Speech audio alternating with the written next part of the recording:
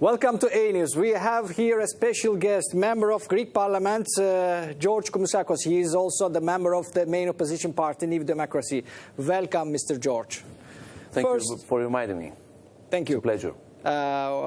First question. Your party had a significant success in the latest local elections in Greece. So why do you think that the people in Greece are not happy with the current government?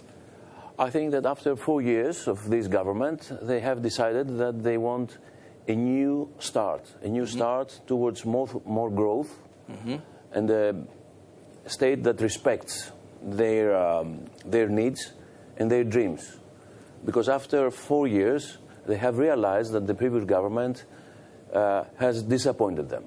Because they promised a lot and they say many things, but they didn't deliver. So now there is this new feeling of restarting, of resetting the economy and the country in a more rapid speed towards a better future. I think this is the main reason. I do believe that the results of the last two Sundays has already given a dynamism, a momentum to our party, so that the victory in the upcoming national elections for the national parliament is almost certain. And what we are looking for now is to have a robust and stable government. That means an absolute majority in the Greek parliament. It's a goal. I think it's an achievable goal. And at the end of the day, I think we will have it, because this is what not the party needs, our party needs. It's what the country needs, because the country needs stability and predictability. And because both are very important elements for the economy to gain, once again, the positive momentum that we need. Yeah. So what are you expecting from the snap elections? Yesterday, the current Prime Minister, Alexis Tsipras, had called for snap elections. He met with the President. So what will be your party's plan for the upcoming election regarding the economic crisis in Greece and the relations between the European Union and the other countries as well? First of all, during the period till the election day, which is decided to be the 7th of July, our party has decided, and our leader, Mr. Kyriakos Mitsotakis, we have decided that we are going to present our programs, to explain to the people what we want to do. And we are not going to be engaged in any sort of polarization or even clash with Mr. Tsipras and his party. Probably this is what they will look to establish in this campaign, because they want to keep their audience and their voters together. That's why we believe that they will try to polarize the political atmosphere, but we won't follow. What we really want is to present concrete ideas. And which are these ideas? Is strengthening the economy with less taxation, more robust governance, attraction of direct foreign investments, and encouragement to the entrepreneurs to be more productive and to create jobs. This is the gist of our philosophy. Excuse me, how the reaction is going to be of European Union about less taxation, you mean? Yes, less taxation is essential, is vital. Yes. Element for growth. Yeah. How Europe will react?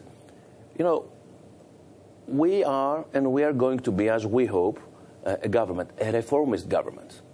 We believe in reforms. We believe in the dynamism that the free market economy gives to the economy and to the society. And, of course, we are going to have a very fresh and strong mandate. This is what we are looking. So, a democratically elected government with a fresh mandate, a strong mandate, and a program, a concrete program of reforms. This is our asset when we are going and when Kyriakos Mitsotakis is going to meet his counterparts in Brussels to present a program. And what we can ask is that, you know, these enormous surpluses of 3.5% for many years that our colleagues and partners have asked us to achieve, it is a problem for the economy, because if you need and you are obliged to have huge surpluses every year for many years, this is something that keeps the economy in a slow pace because of the taxation. Yeah. What we're going to ask is that these very high surpluses will be more flexible, so that the moment we are going to have our growth policy producing results, the surpluses should be reduced. So a linkage between growth and less surpluses is what we are going to propose to the European partners. And with a strong mandate and with a clear program, I think that we can convince them, and at least we are going to ask for their flexibility. Yes. Because I think that the Greek people deserves their flexibility and understanding, because a lot of sacrifices have been done by the Greek people for many years now. Exactly. They're sick of tired of this taxation. I know. Exactly. I have so many Greek friends. So let's go back to the elections. If there is a need to form a coalition after the election, which party you see more close to your party policy? First of all, let me repeat that our objective is not to have a coalition government, but to convince the Greeks to give us a strong mandate. Because, as I told you, this is what the country needs, not our party. So in case we don't have this strong mandate, I think that the most probable junior partner would be the ex-PASOK party. Now it's the Movement of Change. Because, as it happens many times in Europe, center-right and center-left, Yes. they can converge. They can converge. Like in Germany. Like in Germany, throughout the history of the European formation of governments, you will see that it is, when we have coalition governments, most of the times is between center-right and center-left, between the Christian Democrats and the Social Democrats.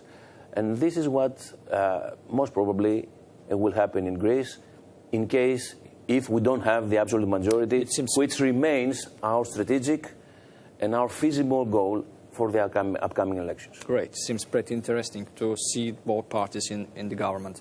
So one last question regarding the elections. There are many Turkish Muslim voters living in north part of Greece. So what would be your policy about them? They are Greek citizens, our fellow Greeks of Muslim religion, and they participate actively in the elections, as they do throughout the years. They have all the rights, and I think that once again they will participate strongly. They will participate in the upcoming elections, make their own decisions, so which will be fully respected. Nothing more to add, nothing less to say. Okay. It's a normal process in a European democracy, having elections. All the citizens vote, all the citizens decide their present and future. It's not our fellow Greeks of Muslim religion that they have problems because there is a very low level of growth in this part of Greece. Yes. This is a problem for all citizens. This is a problem for the country. That's why in our program, as Kyriakos Mitsotakis has repeatedly said, we're going to focus on encouraging development and growth in this particular region of the country, as it is our obligation and duty to do. We are going to do it for the whole of the country, but particularly in areas where difficulties have been identified. And this is what will happen as well in Thrace. We are going to take care of our citizens there. Great. Okay.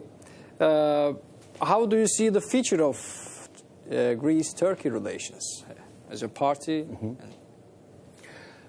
First of all, let me say, and I think that frankness should lead us when we are talking about bilateral relations. Yes.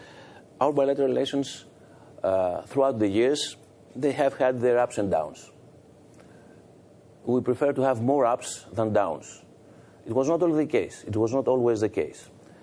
But we should work in creating a long period of ups without any downs. So this should be based on some fundamental principles. First of all, mutual respect. Mutual respect is essential. And I know that the Turkish people do understand what respect means. The same goes for Greeks. Respect is something that we really need so that we can reciprocate our friendly feelings towards our neighbors, the Turks. So this is the mutual respect is number one. Second is respecting the good neighborly relations so that any misunderstandings are erased. And then we are going to use the huge potential of our bilateral relations in the economy, in culture, in tourism, in so many areas which can bring us together and produce mutually beneficial results. This should be our first priority. Of course, there are other issues. There are thorny issues in our bilateral relations. And this is something that we need to tackle through dialogue. But let me stress that dialogue, in order to be productive and conducive, should take place in an environment, a permissive environment, without tensions, without violations of rights, without provocative language or provocative actions. So there is, if you wish, a need for a period of calmness, a period free from provocative language or provocative action. And then, on a new atmosphere, we can and we should build a process of conducive and meaningful dialogue, which we need. So I think that this is the only way. This is the only way. A frank dialogue, substantive dialogue, but taking place in a permissive environment of good neighborly relations. Yes, we wish that as well. But since there are some ongoing problems and conflicts between two countries, like Cyprus. Cyprus is not a conflict between the two countries. Yes, but it turns into that.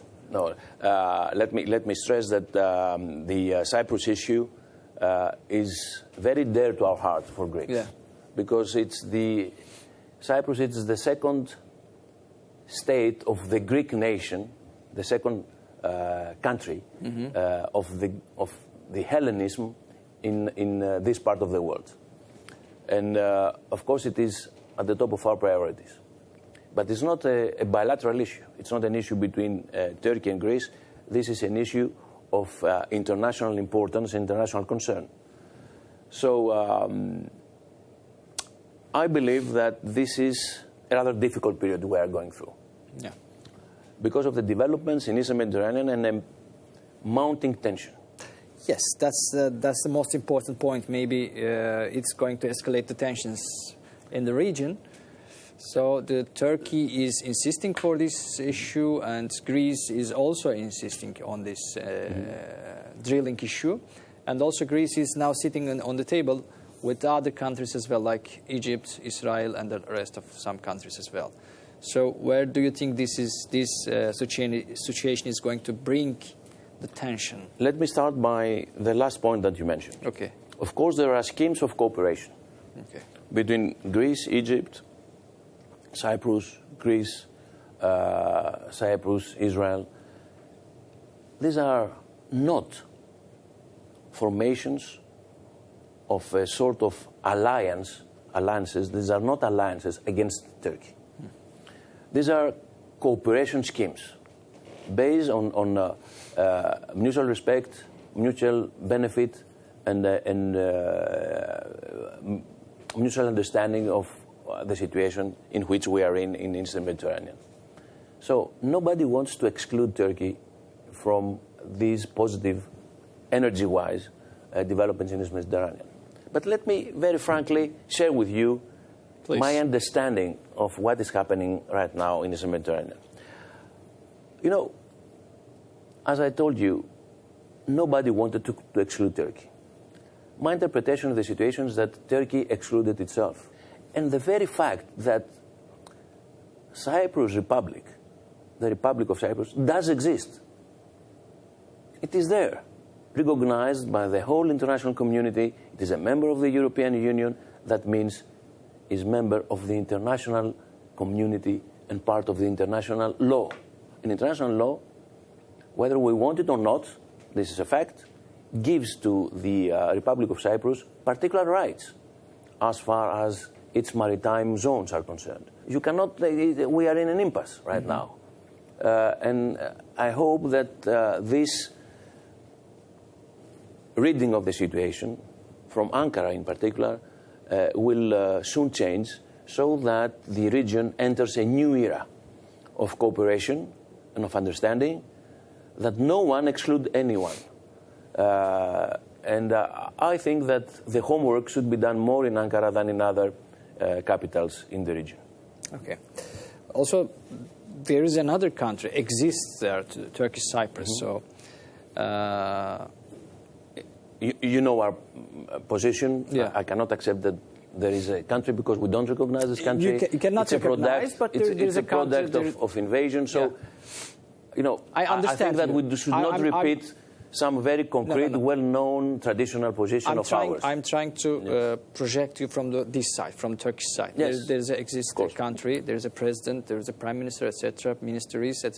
So there's a leader of a community with whom the leader of the Republic of Cyprus do engage in talks. They meet, they exchange views, yeah. and this is something that is should be continued. The president of the Republic of Cyprus, Mr. Anastasiadis, and before Anastasiadis, other presidents, they have very clearly declared that it's not to their intentions to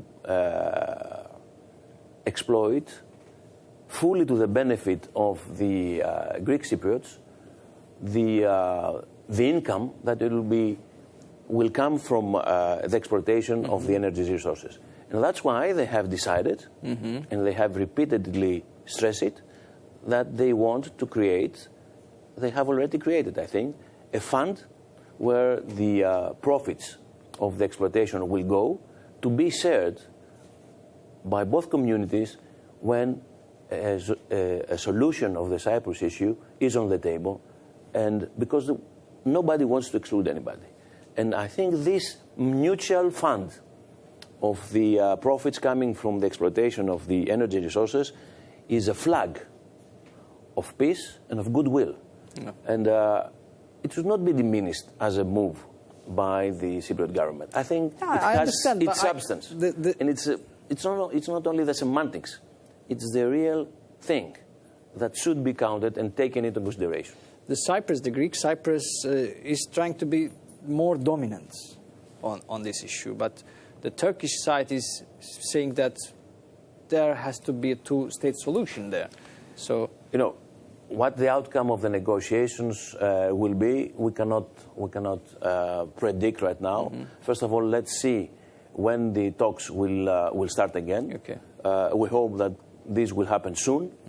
I know that there is a lot of effort by both communities, yes, and by the international community as well, by UN, that a new effort should start. I think that we should not be under time pressure, not because I want to postpone this effort, but this time we need to prepare it in details and meticulously well, so that any possibility of failure should be excluded.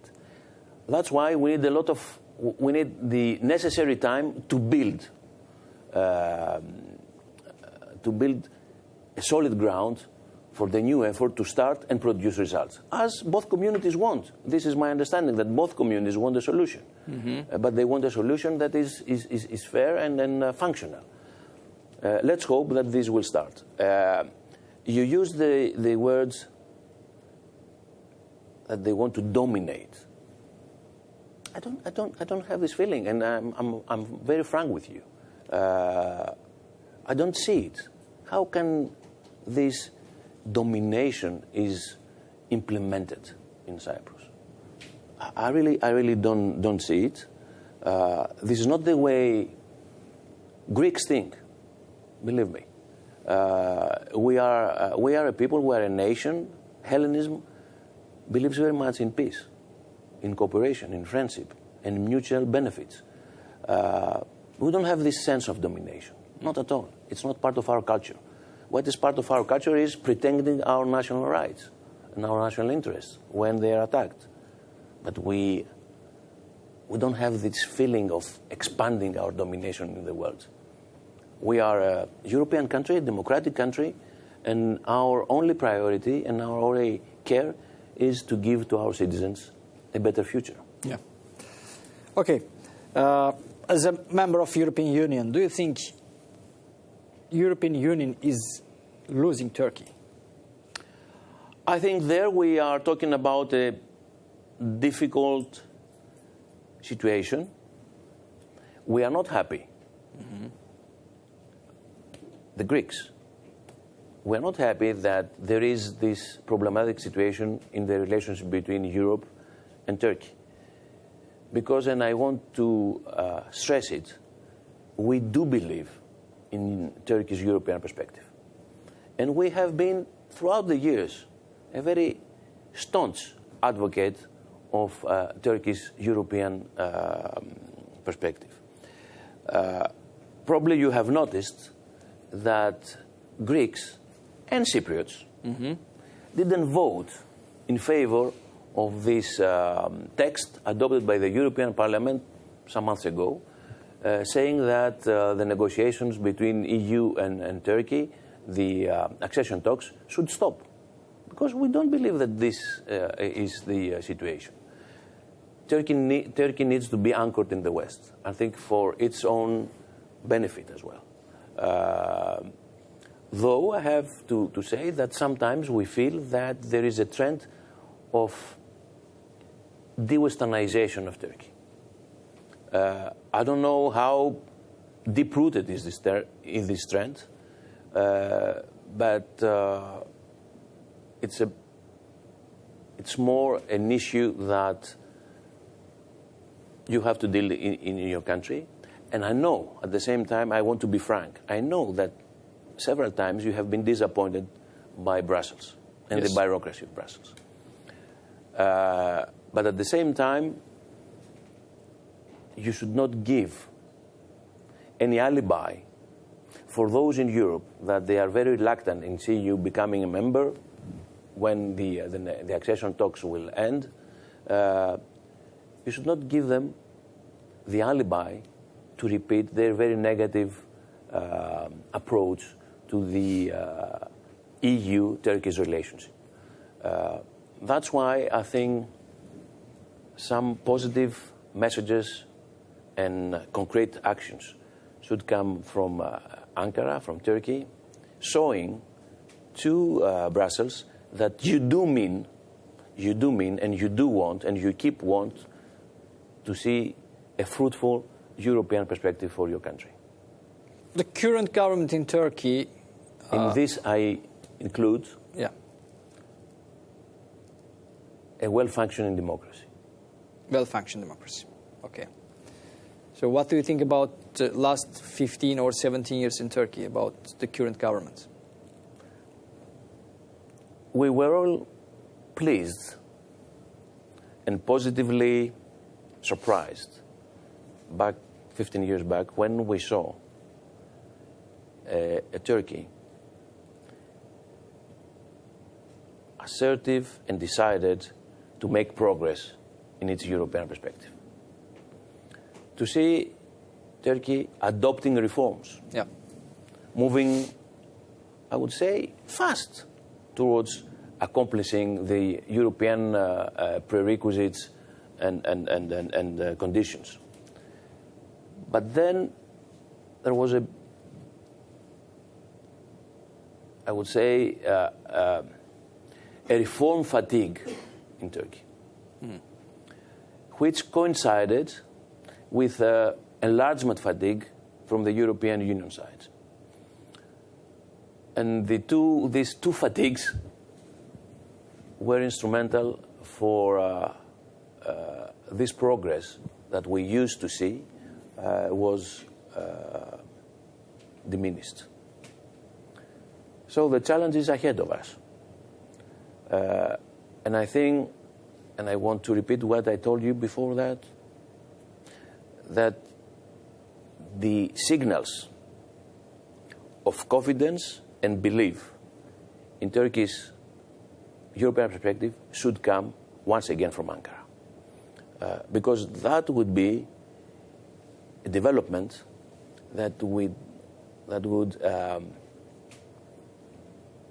make the life of those who want to deny completely your European process. I think Ankara is expecting some steps from Brussels as well. Yes, but we are not at a point that without Turkey showing that wants really to become a full member of the European Union, this attitude will not change in Brussels. They and sometimes we as well, we have a difficulty in interpreting what is going on in Turkey. Yeah. And this is a very frank. Turkey had, and there are reservations and concerns. And the only way to alleviate these concerns should come from Ankara. Turkey had really difficult times recent years. There was a coup attempt in 2016. A coup that we have condemned. Yes. Clearly.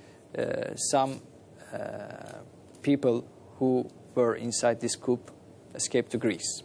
Now they are still in Greece. And Turkey many times had made some dialogue with Athens to send back these people to Turkey. Unfortunately, there was no any step. So what is your point of view, your government? I know that you're... Well, not government yet. We hope to... yeah, we hope. I hope that we are going to have the mandate of the Greek people to form a government. I know this issue, and I do understand that this is a very sensitive issue. It's for you and for us.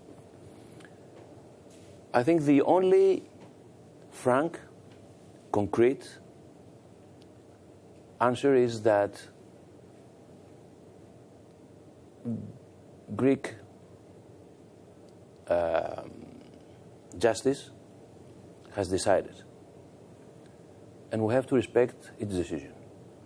I have nothing more or nothing less to say. This is how democracy operates and functions, with the separation of the powers, and justice is very instrumental for the function of a democracy. And justice in Greece has made its decisions, and we should respect them. And this is the only answer that I can give you, because it's this frank answer, and it's the only one. It's frank and concrete. Okay. It seems that this topic is going to continue on if you come on mandate in Greece. This question is going to come again and again to you. I realize president was attacked and tried to be killed by the others. I realize that it's an issue of a sensitive issue, as I told you, and I realize that in some way, particularly from your side, it will remain a point of concern. Yes. But from our side, I think that the answer will keep being the same. Justice has decided we cannot do anything but respect its decision. About Istanbul, about the current government, the Erdogan government, made important progress, especially for the Greeks who are living in Istanbul. There is a progress. Yes, and we have to admit that there is a progress. Yes. I wouldn't link the two issues. I wouldn't link the two issues because they are of a complete different nature. You know, there is this very fundamental principle in international law that respect of human rights should not be based on reciprocity, because it is our obligation for every nation of the civilized world to respect to respect human rights inside its own territory. So there is no mutuality in this. This is the first observation that I would like to make. And second is that there is no break of respecting human rights whatsoever in Thrace. Greeks of Muslim religion, they have all the rights that they are supposed to have. This does not mean that there is no need for even a new amelioration of the situation. But this is something that the Greek state will take care of. Because this is a fundamental, as I told you, a fundamental obligation of the Greek state to protect, to assist, and to encourage all its citizens so that they can gain a better future and a better daily life conditions. Okay. If you have anything to add, lastly? No, just a message. Dialogue is the only way. Dialogue should be well prepared. Dialogue should not be the result of pressure, of tension, but the result of common will and goodwill. So let's hope that this atmosphere, a conducive atmosphere for dialogue, will soon be established between the two countries so that we follow the feelings of our two peoples. Because the feelings among the two peoples are feelings of friendship and understanding. And we should follow these feelings at the level of the governance and the leaderships. But the way, the road of tension and of violations of the international law, it's not the right way. Let's have the necessary atmosphere so that we are engaged in a meaningful dialogue. Okay. Mr. George Kamsakis, thank you very much for attending to our show. It was indeed a very interesting discussion. Thank you. Thank you. Thank you. We had a guest, a member of Greek Parliament, Mr. George Kamsakis. He will talk about upcoming elections and regional latest developments. Thank you.